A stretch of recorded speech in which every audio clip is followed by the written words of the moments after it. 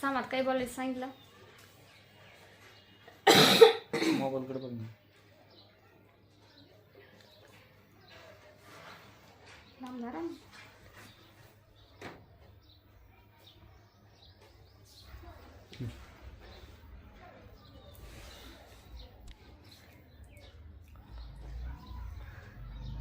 काय म्हणायचं सांगितलं मग ध्यानात आणून द्या.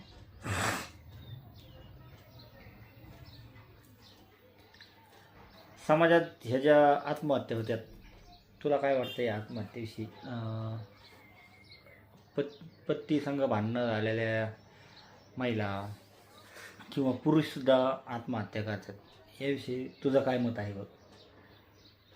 महिलांनी काय करायला पाहिजे? आत्महत्या करायला पाहिजे का लांब निघून जायला पाहिजे? काय करायला पाहिजे? तुझं उत्तर काय आहे? आत्महत्या नाही करायला पाहिजे महिलांना सांगणे आहे माझं. नवरा बायकोची भांडणं होत असते कोणत्या पण कारणावरून, त्याच्यामुळं आत्महत्या नाही करायची. कुणी जाळून घेतं, कुणी विष घेतं, कुणी फाशी घेतं. मरण या प्रश्नाचं उत्तर असू शकत नाही. जरी झाले भांडणं तर शांत बसून राहायचं. आपल्याला पटत नाही तर आपण कुठेतरी लांब निघून जायचं.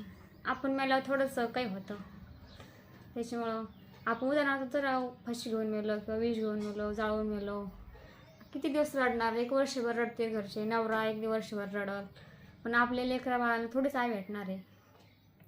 ते दुसरं लग्न करणारच आहे ना 1 वर्षानं. लग्न पण करतील, सुखी पण राहतील, मजा पण करतील. तुमचं तर जीव जाईल ना. त्याच्यामुळं आत्महत्या काही करू नका तुम्ही. कोणी भांडणं जरी झाले तरी कुठंतरी लांब निघून जा, कुठं पण राहा, कामधंदा करा. आत्महत्या करणं हा उत्तर असू शकत नाही.